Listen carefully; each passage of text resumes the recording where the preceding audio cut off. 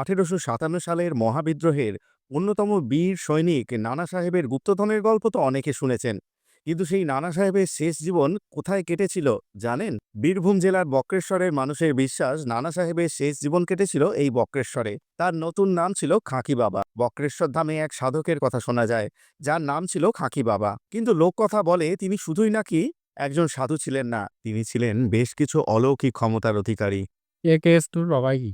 অনেকের বিশ্বাস খাঁকি বাবা ছিলেন মহাবিদ্রোহের সেই পলাতক বিপ্লবী নানা সাহেব। ইতিহাস জানায় ইংরেজরা কোনোদিনই নানা সাহেবকে ধরতে পারেনি। তার শেষ জীবনের কোনো নিশ্চিত তথ্য প্রমাণ নেই। কেউ বলেন তিনি নেপালে পালিয়ে গিয়েছিলেন, কেউ বলেন বাঘের আক্রমণে বা ম্যালেরিয়ায় তার মৃত্যু হয়। এই ধোঁয়াশার মধ্যেই জন্ম নেয় আরেক বিশ্বাস, একজন পলাতক যোদ্ধা হিসেবে তিনি পরতেন খাকি রঙের পোশাক, নিজেকে আড়াল করে রাখতেন সাধকের বেশে। যারা তাকে দেখেছেন বলে দাবি করেন তাদের মতে তার চেহারা ছিল বিশাল, তার ব্যক্তিত্ব ছিল রাজকীয়, যা সাধারণ বাঙালি চেহারার সাথে মেলে না।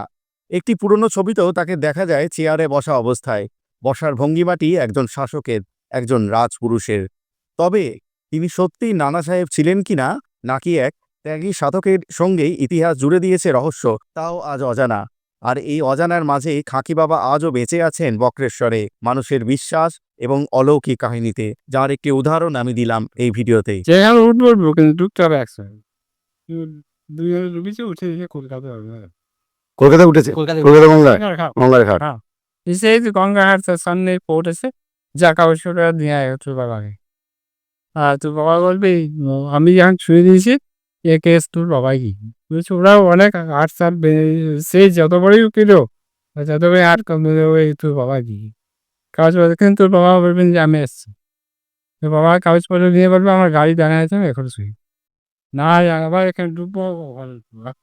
নানা সাহেব ছিলেন ওটা আপনি জানেন, শুনেছেন? শুনেছি মানে এখানে অনেকে জানে। নানা সাহেব আর ওই বাবা তাকে ও, দাতা বাবা হচ্ছেন তাতিয়া টপি, আর খাঁকি বাবা হচ্ছেন নানা সাহেব।